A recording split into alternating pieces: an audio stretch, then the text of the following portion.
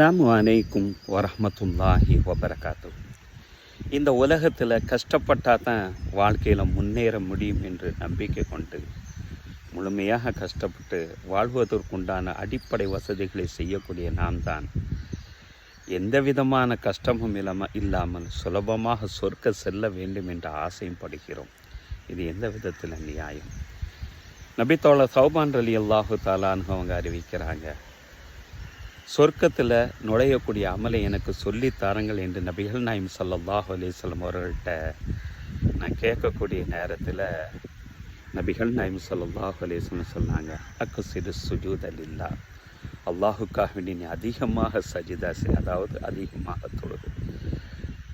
லா தஸ்ஜுது லில்லாஹி சஜிதத்தன் இல்லா ரஃபாக் அல்லாஹு பிஹா தரஜா, நீ அல்லாஹுக்காண்டி செய்யக்கூடிய எந்த ஒரு சஜிதா இந்த உலகத்திலும் சரி மறுமையிலும் சரி உன்னுடைய அந்தஸ்தை உயர்த்தாமல் அது இருக்கப் போவது கிடையாது.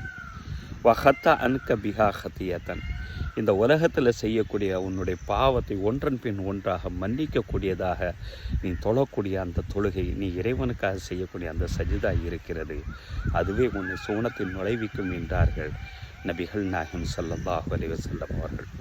நாம் சொர்க்கம் செல்ல வேண்டும் என்று சொன்னார் தொழுகை என்பதில் முயற்சி செய்வது மிக மிக அவசியம். யோசிப்போம்.